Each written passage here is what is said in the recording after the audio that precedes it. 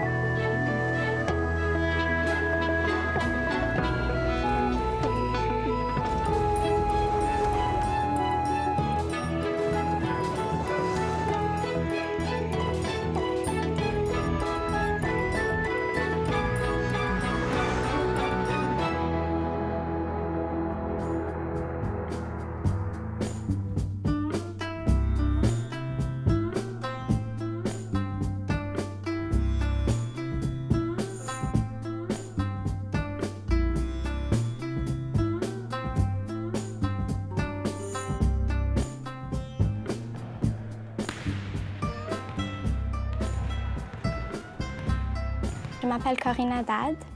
Je suis élève de la 10e année et j'ai 16 ans. Je m'appelle Pierre El Serafi. Je vis à Toronto, Ontario, Canada.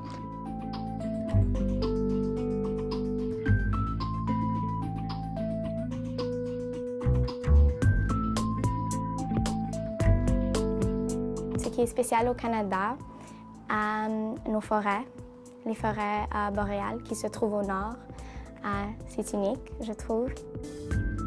Le Canada est un grand pays avec peu de gens et la plupart des gens vont habiter plus dans le sud, proche de la frontière. La nature est très présente autour de nous, même dans la ville, et il y a beaucoup de parcs.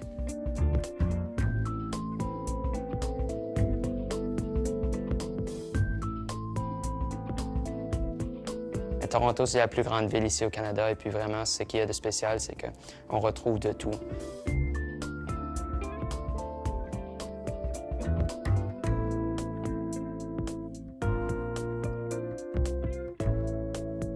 C'est un pays multiculturel dans le sens que il y a plusieurs gens venant de plusieurs coins du monde et tout le monde est intégré dans un seul milieu, le Canada. Je dirais que le Canada est un pays où tout le monde est égal. Et tout le monde peut être accepté. Accueillant, je crois qu'il y a plusieurs personnes qui peuvent s'identifier comme Canadiens. Ou même si tu es né dans un autre pays, je crois que tout le monde peut dire « je suis Canadien ». Oui, définitivement, je trouve que le Canada est mon pays. Je venais ici il y a 2 ans et demi, je pense. J'ai venu à la ville de Toronto tout de suite, donc j'ai resté à Toronto pendant 2 ans et demi. Je suis allé à cette école depuis 2 ans et demi.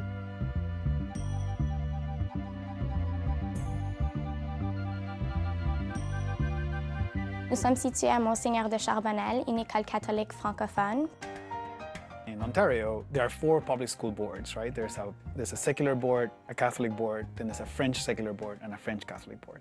So all of those are public. Au Canada, l'éducation est un droit.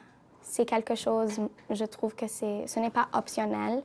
C'est étrange de voir quelqu'un qui ne va pas à l'école. L'éducation est une valeur très grande au Canada. Tout le monde a le droit d'aller à l'école.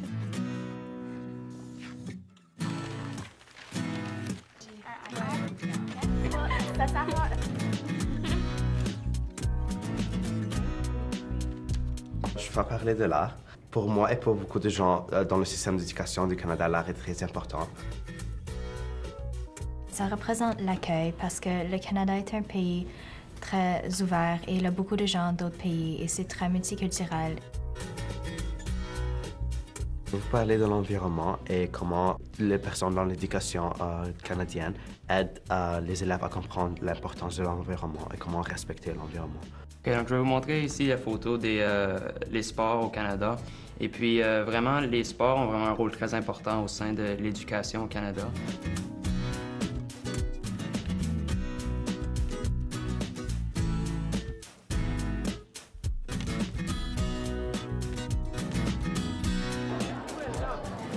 In Canada, 95% of people send their kids to public schools. We have a really long commitment to public education. We had public education before we were a country. There's no elite. Everyone has the right to the same education.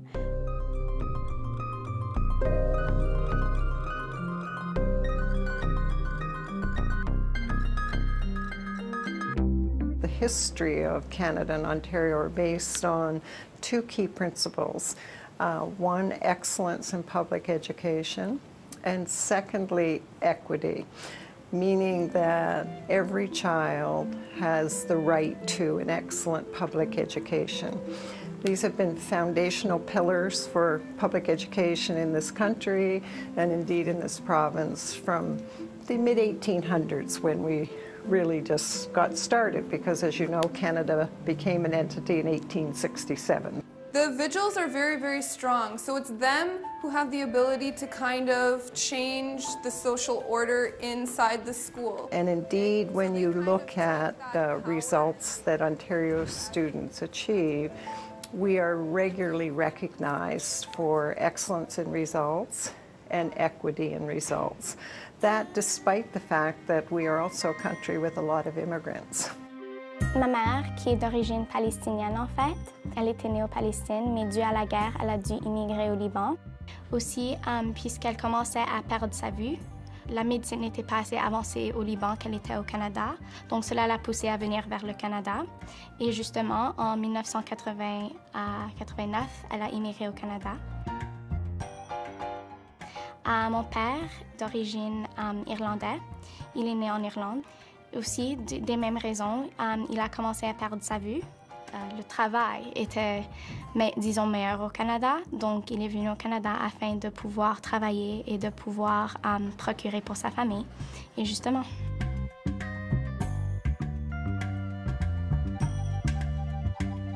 Pour moi, personnellement, c'était facile parce que je savais l'anglais et le français quand je suis venu. L'école, tu n'as pas besoin. C'est très facile d'être dans l'école parce que tu as beaucoup de gens de différentes cultures. Donc, ils viennent de partout dans le monde. Donc, tu as différentes races, différents groupes ethniques, différentes langues partout dans l'école. Different provinces are different, so Ontario in particular is the most diverse and the most, but I think that because it's valued in Canada, because it's an assumption as a value, that diversity is a good thing, and we're proud of the fact that we are a multicultural country, that we've come together from all these different parts. Bien sûr, puisque Toronto est plutôt une ville anglophone, mon anglais est exercé dans la société elle-même. À la maison, j'essaie de renforcer mon arabe. En fait, c'est mon grand-père qui m'a poussée vers l'arabe, puisque c'était une de ses valeurs afin de passer la langue maternelle envers ses enfants. Et le français, c'est aussi parmi une des valeurs de ma mère. Donc, elle a voulu passer cette valeur vers moi, donc elle m'a inscrite dans une école française catholique.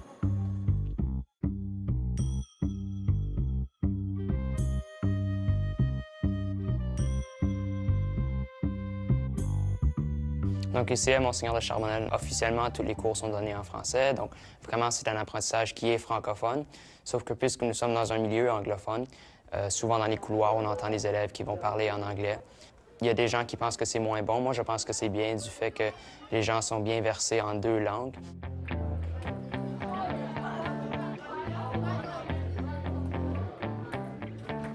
Je pense que tout dépend de la façon d'enseigner. Alors, lorsque les élèves arrivent ici, on essaie de détecter très tôt ceux qui ont des déficiences linguistiques. Et on offre de l'aide supplémentaire pour les mettre à niveau, au point où ils pourront suivre, parce que vous comprenez que si la langue d'enseignement est le français et que vous êtes déficient en français, c'est évident que dans les autres matières, vous aurez des problèmes pour suivre. Non, c'est pas une mutation parce que c'est pas un changement dans les bases de l'ADN. C'est simplement des morceaux de chromosomes qui se détachent et qui changent de place. Ça, c'est un chromosome. La politique ontarienne, c'est de placer l'élève avec son groupe d'âge. Alors, malgré le fait que l'élève a 14 ans, peut-être que son niveau de scolarité détermine qu'il fonctionne au niveau de la 4e année, nous avons quand même tendance à le placer en 9e année avec d'autres élèves de 14 ans. Donc, ça crée un grand déséquilibre en salle de classe. De chaque côté, je pense que... La mentalité, c'est toujours que ceux qui nécessitent plus d'apprentissage ou qui ont besoin de plus d'aide, l'idée, c'est de travailler fort pour qu'ils puissent se remettre au même niveau que tout le monde d'autre et rejoindre leurs camarades dans les mêmes classes que tout le monde. We believe that you cannot say you're excellent system if there's no equity. You cannot say you're good if clustered at the bottom are identifiable groups like minorities or immigrants or boys. If they are children from poor backgrounds, if they are at the bottom, you do not have an excellent system. We believe that excellence and equity must go together. With that philosophy then, we have a system of putting all kids in the regular school.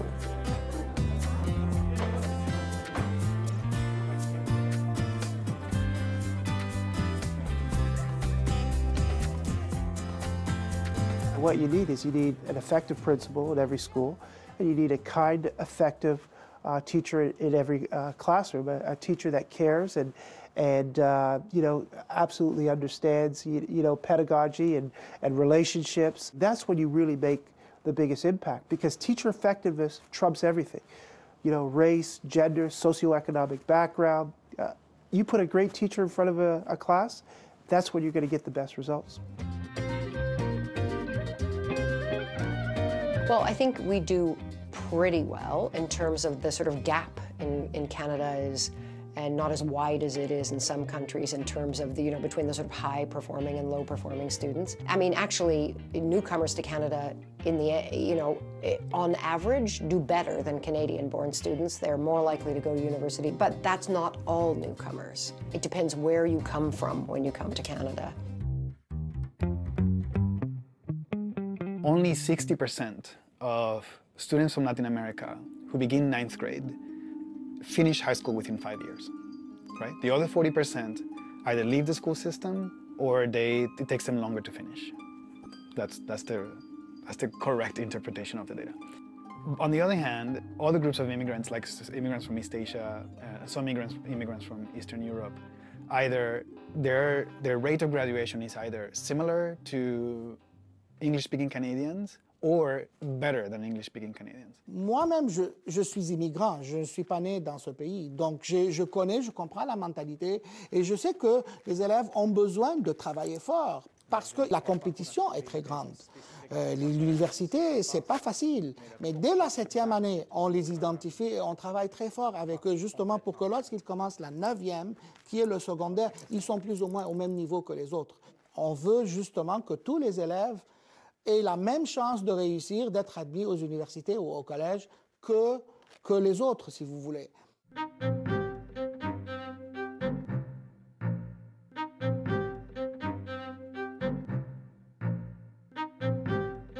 So what you have in terms of immigration in Canada is a big disparity between certain groups of immigrants. So how do you explain that disparity? Well, one way in which you explain that disparity is that there are certain groups that come into Canada into already built social networks. So immigrants from East Asia are a good example. In a city like Toronto, there are very well-established social networks that provide things like tutoring and that supplement public schooling and that allow for people who belong to those communities to succeed in schools because they belong to very well-established social networks. So what you have, in a way, is a disparity that PISA cannot reflect for you, right? That when you aggregate and you start comparing immigrants and non-immigrants, in PISA terms, it seems as if there's no difference. But what you have in the ground when you start disaggregating is this stark difference between different groups of immigrants, between when they came, between you know, what grades are they going to, and so on and so forth.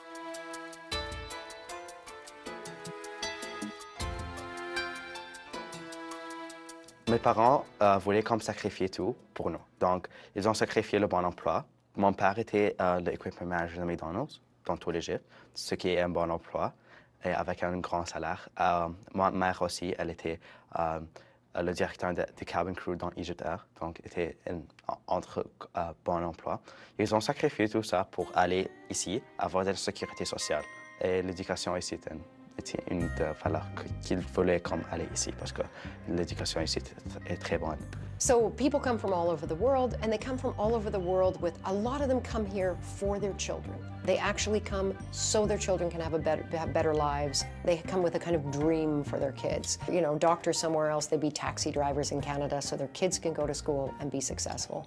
And they all come with different values. They all come with different ideas about how education should work, and that's the hard part. Les chromatides sœurs, s'ils sont toujours ensemble, ça veut dire qu'on n'a pas encore fait la deuxième division méiotique. Oui. Alors, c'est quoi la différence majeure entre la division réductionnelle et la division?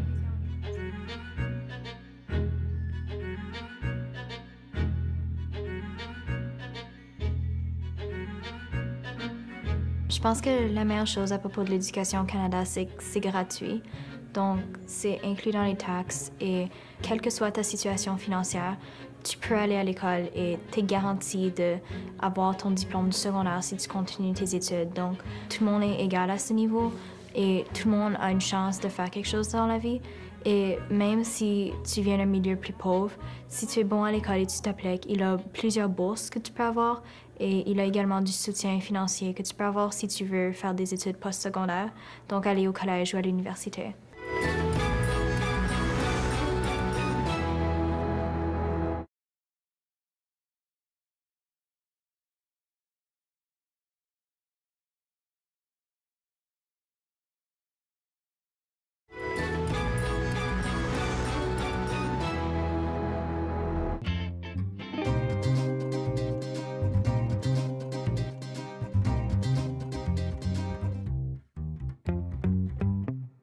Comme toutes les personnes, je réveille et prends mon autobus pour aller à l'école. Donc, premièrement, pour aller à l'école, tu as deux méthodes. Donc, tu peux prendre le bus scolaire ou tu peux prendre le transport en commun. Et c'est très facile de venir ici.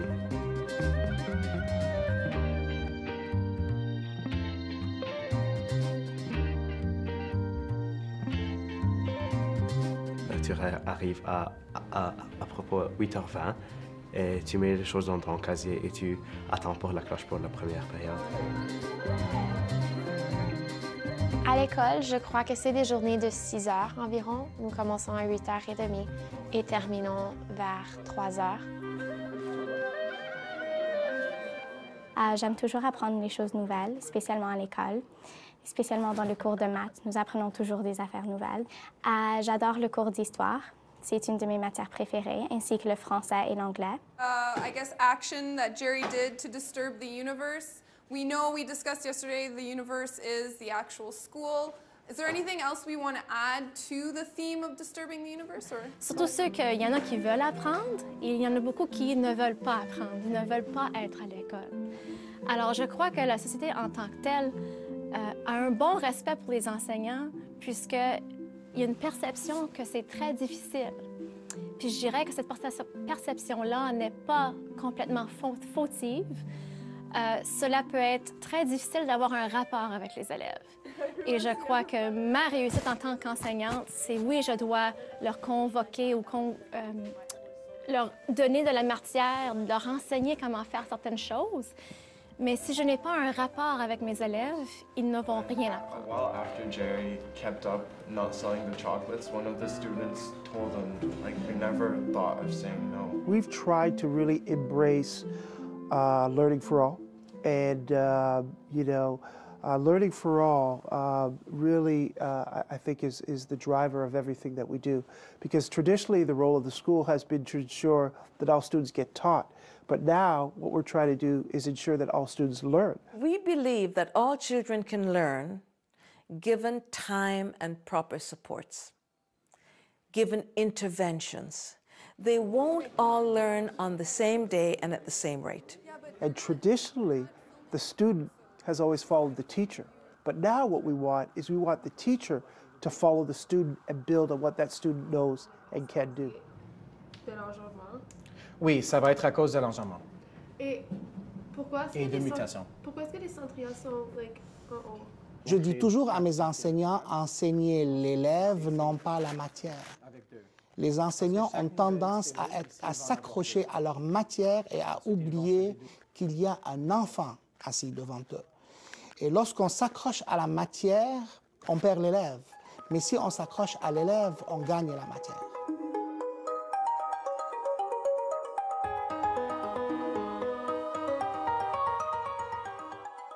Les élèves nouveaux arrivants, nous avons un programme qui s'appelle PANA, programme axé sur les nouveaux arrivants, justement. L'année dernière, j'en avais 80 élèves qui sont nouveaux immigrants. Alors, les enseignants rencontrent régulièrement ces élèves nouveaux arrivants pendant son période. Ils les retirent, ils parlent avec eux, ils voient quels sont leurs problèmes. Est-ce qu'ils ont des problèmes d'adaptation? Est-ce qu'ils ont des problèmes monétaires? Parce qu'il y en a plusieurs qui sont, par exemple, des réfugiés. Ils ont des problèmes d'argent, ils n'ont jamais visité la ville. Demain, par exemple, il y a une sortie. On va prendre ces élèves-là juste pour leur faire visiter la ville de Toronto. Ils vivent dans un appartement, ils ne connaissent rien du tout. Ils viennent à l'école, ils retournent à la maison. Ils n'ont pas la chance de sortir, alors on essaye de les intégrer dans la ville.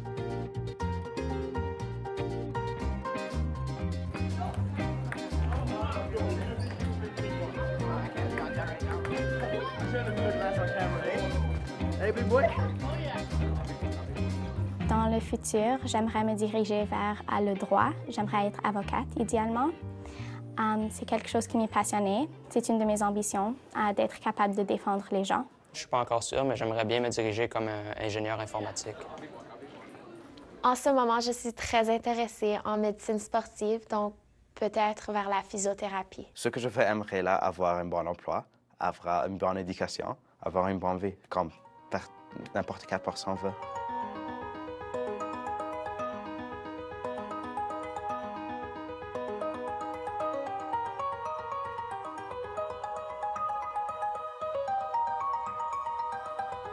Je m'intéresserais vraiment à être enseignante et c'est définitivement quelque chose que je considère parce que ça te permet de pouvoir être dans un milieu très social et avoir une connexion avec d'autres gens. Et c'est également, ça te permet de vraiment poursuivre une matière ou un sujet que tu aimes vraiment. Ce qu'on va faire, c'est qu'on va prendre tous les chromosomes homologues qui restent, on va les diviser. In Canada, educators, teachers still have a tremendous amount of autonomy for making decisions about what to do with their students. The provinces and the state have not yet moved to try to script everything that teachers do in a way that would completely remove creativity, not just from what students do, but from teachers' lives.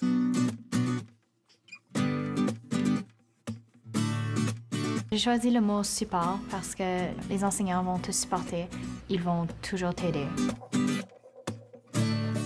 Les enseignants éprouvent toujours la patience afin de t'aider à persévérer et de t'aider à comprendre la tâche. Et j'ai choisi le mot mentor parce que vraiment les enseignants, c'est des gens qui veulent le succès des élèves.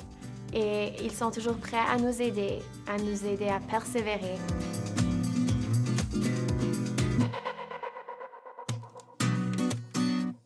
I would say teachers are a highly respected profession in Canada. Teachers are very qualified. They all have to have their university degrees now. They all are engaged in ongoing professional development, going to school in the summers, taking their master's degrees, some their doctorate degrees. And it's a respected profession here. And I'd say that they're well paid as well. That helps. Ensuite, qu'on divise comme ceci pour avoir nos 4 cellules différentes. On a vraiment 4 cellules avec des chromosomes complètement différents. Au secondaire, donc de la 9e à la 12e année, un enseignant enseigne 3 fois 75 minutes dans une journée et il a 75 minutes de temps de prep. L'enseignant enseigne 3 périodes sur 4. Donc, il a 75 minutes par jour. Ça, c'est selon la convention collective. Je ne m'intéresse plutôt pas vers l'enseignement. Par contre, je sais que c'est un métier qui apporte la stabilité financière. Je crois que ça serait satisfaisant d'apprendre à les élèves puisque tu répandis tes connaissances afin que les futures générations afin qu'ils puissent répandre cette connaissance. Donc, je trouve que c'est une chaîne de bonté, disons. So, I would like you to complete this today so that we can have a thorough discussion tomorrow. The College of Teachers has responsibility for accreditation of teacher education programs as well as continuing education. So I think there it's a continuation with our ongoing programs, the same quality, that's assured, same criteria. So actually, this particular body, we do really three things. We license all of the teachers in Ontario, we ensure a continuing education, and we investigate complaints.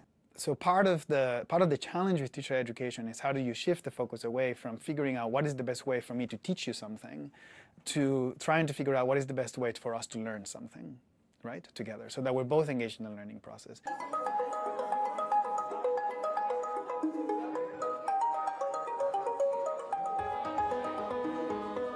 Les approches pédagogiques, maintenant que les experts veulent nous encourager d'utiliser, ils préconisent beaucoup l'utilisation d'apprentissage par projet. Ça, c'est quelque chose que moi, je n'ai jamais fait en tant qu'étudiante. Je tente présentement d'incorporer cette stratégie-là dans ma salle de classe et les élèves apprécient beaucoup. Mais il faut choisir les activités qui vont chercher les élèves, qui leur sont pratiques, qui rendent ça utile, à place de que l'élève se pose toujours la question « Pourquoi je fais ça? » Parce que si on enseigne sans un but de leur apprendre quelque chose, l'élève apprendra rien. So I'd like you to think of what censorship means to you, where you've seen it in life maybe today. I'd like you to also think about science fiction. What is science fiction? And how does it sometimes reflect events that have happened in real life? Teachers are considered to be the people responsible for helping children learn, but what they don't have is the right to decide what it will be. So the province, and each province in the country, defines the curriculum, defines what a child should be able to master at each stage along the way. And the one area of learning that I think contributes perhaps the most to our good results is that we put a very strong emphasis on children learning to read and being able to give meaning from what they read. Pretty much all of the teachers that I've come into contact will describe exactly the idea that the curriculum is a guide. The curriculum is there for you to be creative with, for you to figure out what you're going to cover, why are you going to cover it. And one of the things that I think is very important for the way that teachers become teachers in this context is that they try to be responsive to the context in which they teach.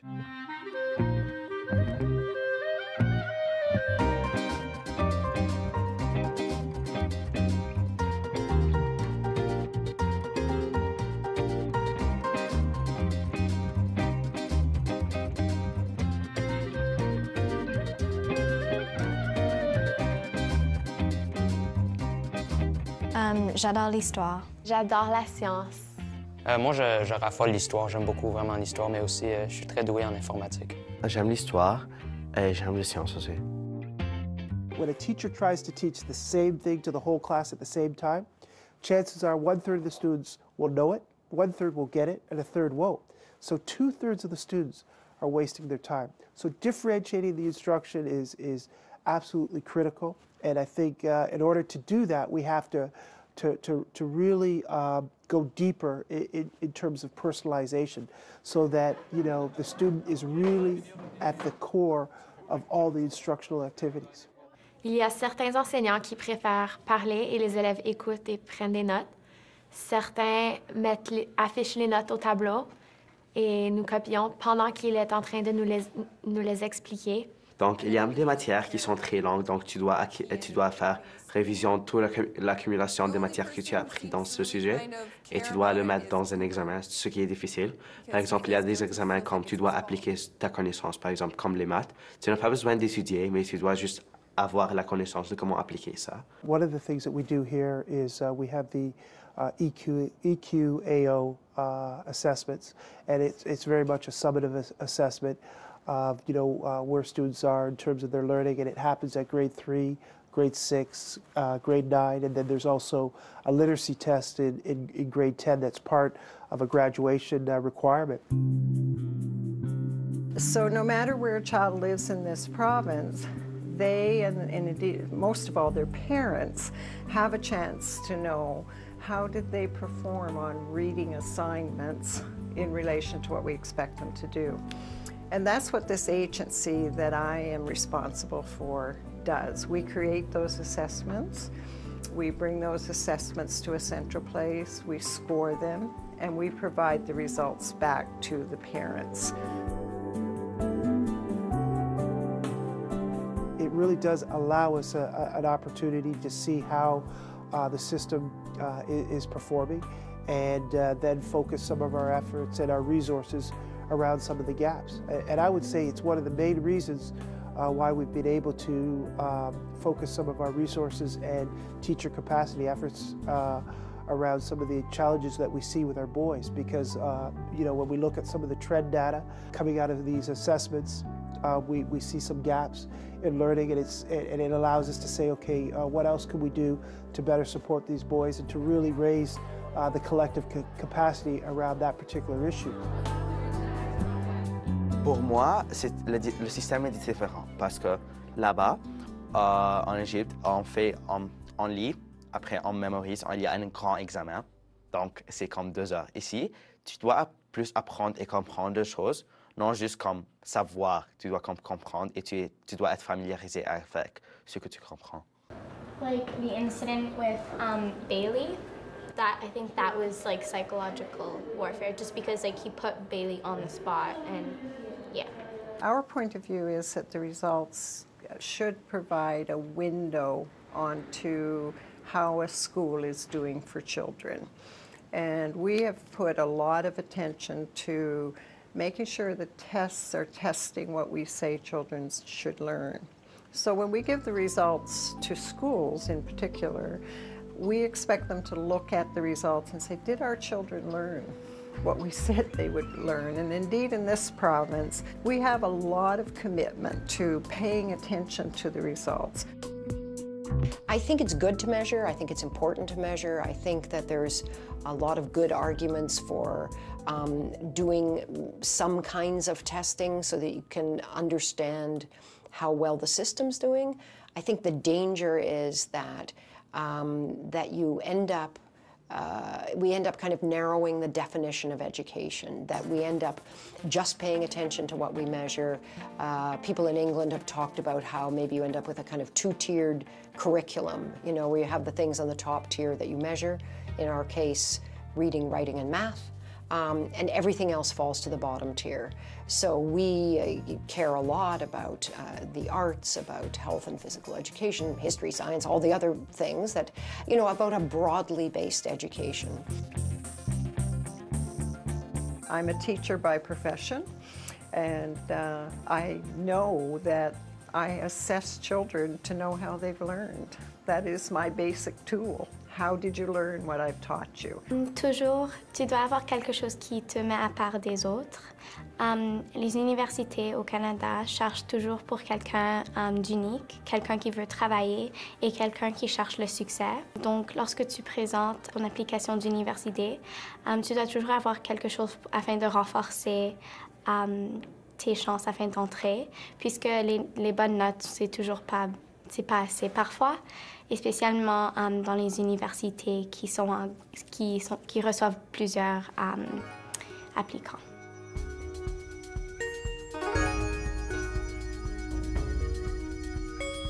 The next step is to maximize technology for 2 purposes. One, ease for the child and the school in taking the test, and secondly, speed of response from us. So right now, when you're testing 150,000 children in a paper-based environment, the assessments have to come to us, we have to score them. We get the results back within 9 weeks, but 9 weeks is quite a long time, so we'd like to speed that up. You know, one of the things that I really believe is that all people thrive on getting feedback. They want to know how they're doing and how they can get better. And this provides us a system response to really embrace continuous improvement.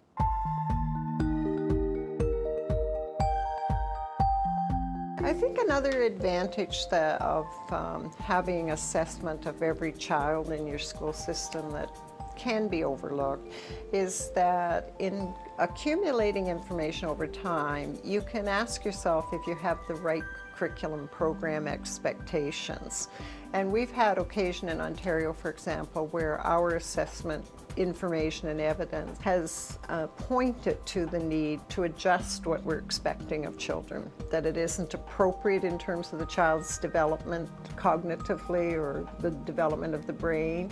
And indeed, the Ministry of Education, which is separate from us and designs the curriculum, has indeed adjusted the curriculum because we've been able to say that this isn't in the best interests of students to be doing this type of curriculum at this point in time.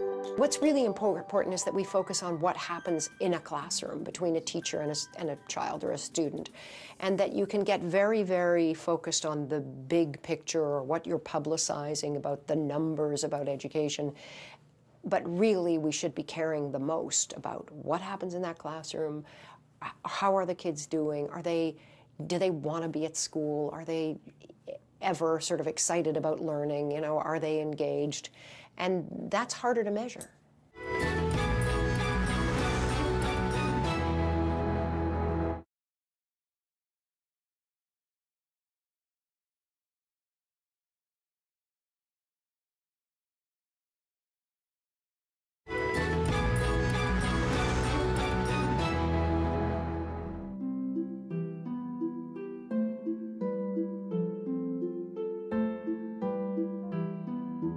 Nos familles sont en général très impliquées dans les écoles et il y a les conseils des parents. Donc, dans les écoles élémentaires, je crois surtout, c'est ce conseil qui dirige les écoles et qui aide avec les activités. Et au secondaire, c'est vraiment là juste pour supporter les décisions de l'école et s'impliquer dans la vie des élèves. Each school has a parent council, and the parent council in Canada acts as an advisor to the principal, not a decision-making group, an advisory role. But the good principals are able to make sure that the parents' needs are met. We believe in parental participation, and the research shows that the more involved parents are, the more successful children are, the better the schools. We also have, as one of our goals in Ontario, the fact that we must inspire confidence in the publicly funded education system. That's very, very distinctive about us. We don't have charter schools in Ontario, and it's because we have been putting our attention on public schools. We want public schools to be the schools of choice. Parents should not have to pay to send their kids to private schools. The public schools should be the great schools because it's the equalizer. It educates all children for the future of society.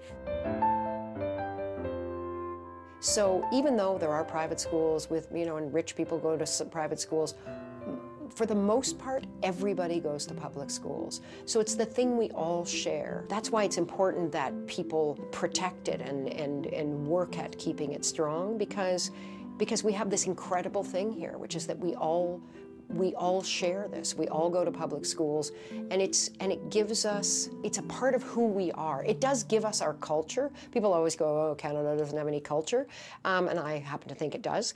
And I think part of our culture is that. Part of our culture is formed in the fact that we all go to public schools. On va voir un enjambement, un crossing over entre les deux bouts qui sont un à côté de l'autre, qui appartiennent à différents parents. Alors, ce morceau de papa va s'échanger avec ce morceau de maman. Mes parents me donnent beaucoup de liberté, mais ils se concernent beaucoup avec le travail. Donc, ils se concernent, mais leurs directives ne sont pas comme directes, donc tu dois faire ça. Ils juste observent, et s'il y a des commentaires, ils me donnent le commentaire. Mais ils ne sont pas comme tu dois faire ça, tu dois faire ça, tu dois faire ça. My concerns are for the children, the parents of children who are in poorer circumstances. I was in a school setting once where we did not have, parents just would not come to PTA, parent-teacher meetings. the teacher said, Avis, oh, they don't care. I said, I really don't think that's the case. One night, we had a parent-teacher meeting, and we had very few parents. I took home a couple of phone numbers. I thought, let me call and find out what's happening, because it was in a very poor neighborhood. The first parent I called, Mrs. So-and-so, we missed you this afternoon. What happened? Oh, I clean office buildings at nights when you have your meetings. Now, let me stop there for a moment. Is that a parent who doesn't care? Or is it a school that is not responsive to the needs of the community? So we changed our PTA meeting and they came. So very often, I believe that we must bend over backwards, especially when we're dealing in poor neighborhoods, to get a sense of the community. It cannot be one size fits all. And if we are going to bring about parental engagement, we have to know what their conditions are and how to help them so that they can better help their children. My point is not that we are educating the kids and the parents are there. No, we're saying it's a partnership. But where the parents are not able to, we cannot give up on the kids. That's my point.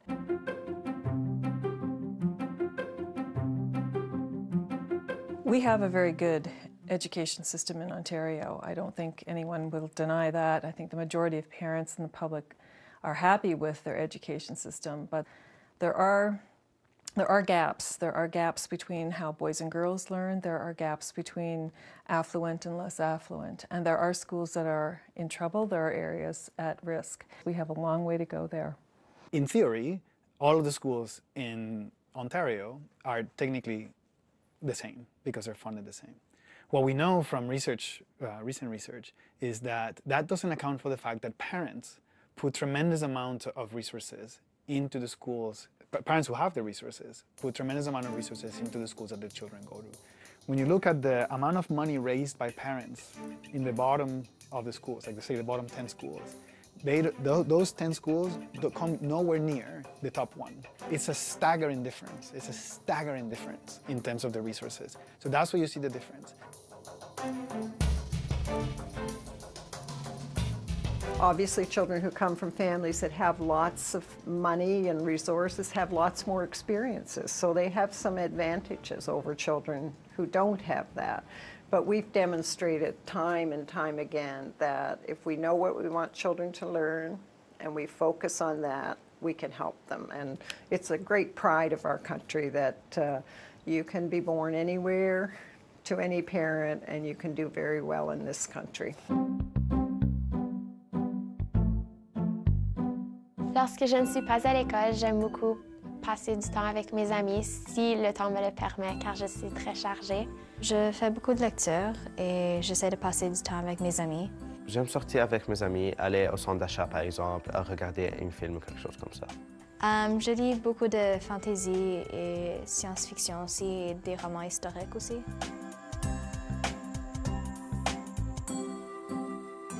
I really think that the work that we do really is about social justice, which begins by gaining an understanding for the plight of disadvantaged students.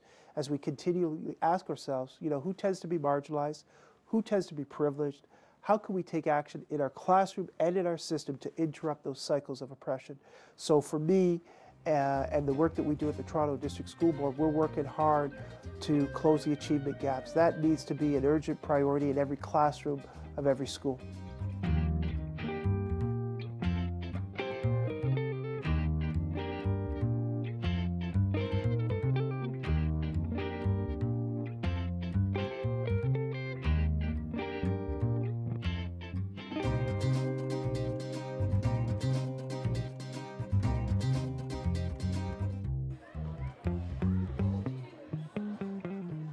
My vision is that we educate the whole child.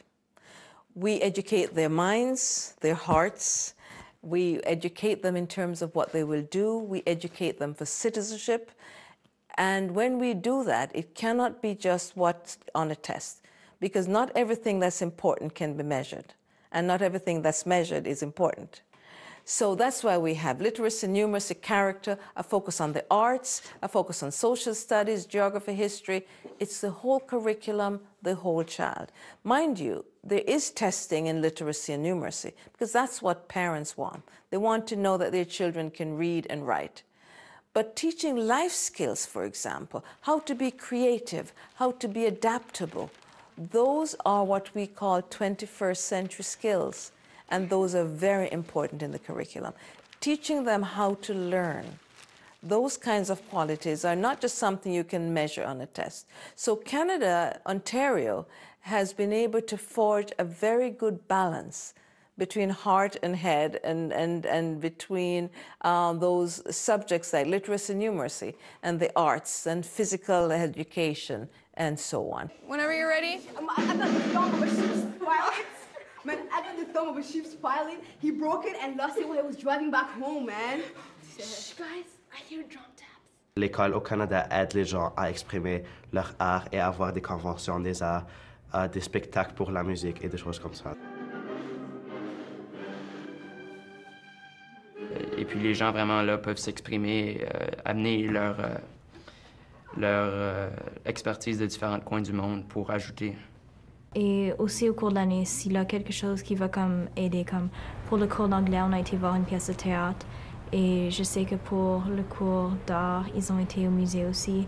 Et il y a des choses comme ça qui se passent. We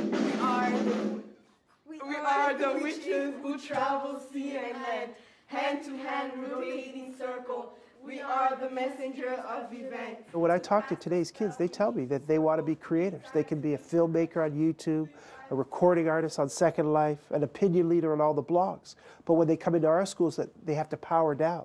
So we have to find a way to bring the 21st century into our classrooms. You have to think of children and youth as actively creators of culture. They do it all the time, right? From the way that they dress themselves to the way that they listen to music on the radio to the way that they play in the playgrounds and around. And so rather than thinking about, okay, let's go to school so we can stop being creative and let's crack open your brain so we can put all this information, we have to think of education and childhood and youth as the other way around. Let's think about what they're already doing. They're already being creative. They're already being playful. And let's think about how to embed the skills that we want them to learn in the context of what they're already doing, which is already rich with creativity, with playfulness, with activity, with production, with imagination, with activity, with energy, right? Let's think about what is already part of their lives. And then let's think about how do we engage them in learning skills that are already part of that, right? You seem to understand me because you're rolling your eyes all over the place. Who are you, man? You look like a female. But I'm damn sure that you're not a female, man. Because females don't have ears like yours. Damn, she's ugly. We really believe that we are educating the whole person for citizenship, for work, for family, and to make sure that they are global citizens who will anticipate problems and contribute to solutions. So it's not just about them, it's about how they will fit into a global community later on. We have cars that drive in highways at 90 miles an hour, right? And we have computers that can go on the internet extremely fast. And yet when it comes to schools, we ask children to drive cars from the 1890s, where they have to use the crank to go on the highway. You know, we have an institution that was invented 150 years ago that hasn't changed, virtually has not changed in 150 years ago. And we expect it to meet the needs of the 21st century.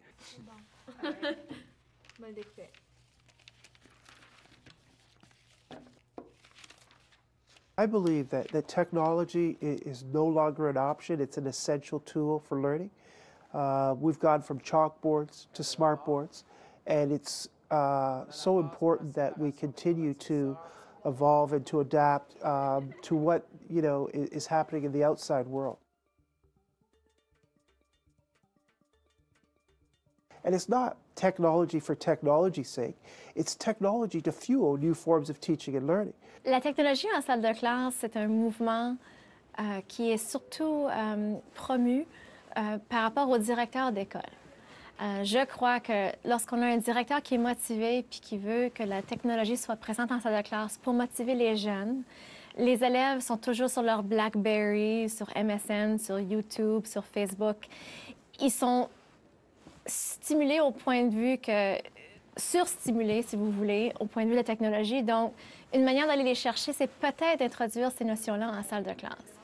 Mais la réalité est telle qu'il y a encore beaucoup d'enseignants, il y a encore beaucoup de directeurs, il y a beaucoup de conseils scolaires qui sont encore dans la manière ancienne de faire les choses. Ça fait 20 ans qu'on fait cela, ça marche, alors pourquoi changer ça? Chez Charbonnel, nous sommes très chanceux parce que nous avons la technologie qui nous entoure. Donc, cette technologie nous permet de compléter nos devoirs avec plus d'efficacité. Ça économise du temps, disons, parce que tu as accès à l'Internet. Et l'accès à l'Internet, vraiment, ça te permet d'avoir accès à tout ce que tu nécessites afin de compléter tes études. Yo, wait up, where are you going? What the hell did you just say? I don't understand a word of it. You know, we've been using technology to engage learners that have had a difficult time being engaged in various activities. And, you know, it gives you an opportunity really to differentiate the instruction and to also get some real-time assessment, feedback on how students are doing. So I think there's many ways that we can use technology as an enabler in our school. And I'm really proud of some of the efforts that are happening throughout our district right now.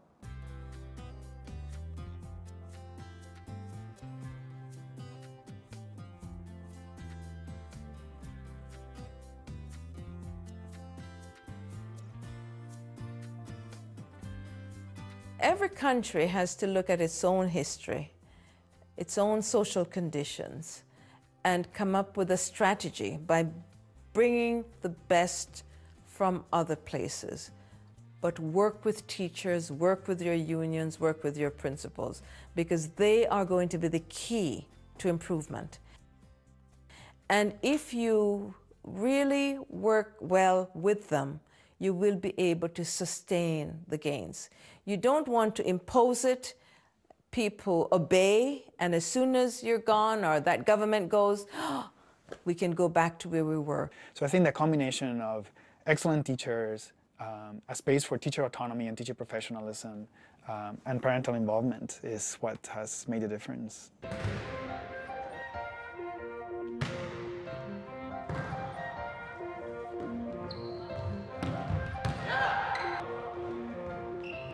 Public education is something you do have to care about in the same way as the environment or other public policy, and you have to be, you know, somewhat of an, maybe not an activist in a, you know, really kind of capital P political way, but you have to be, we have to be advocates. It's actually really easy to lose something or parts of public education and without sort of strong advocacy to protect it.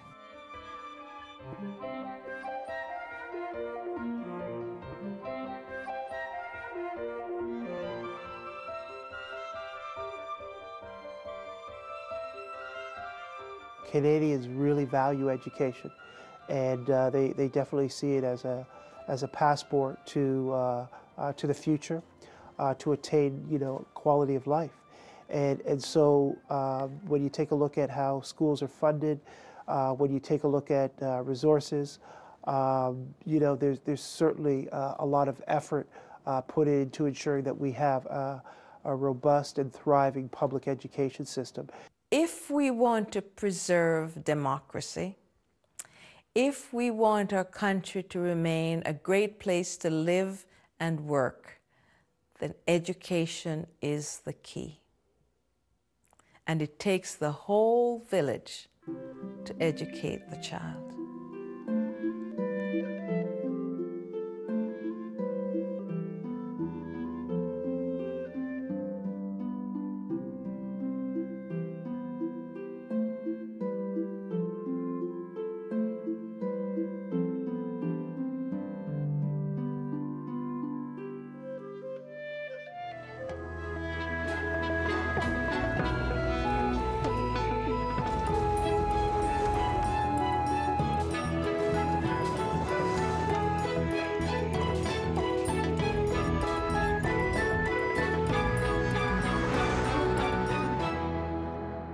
Uma parceria SESI, uma iniciativa da CNI e Canal Futura.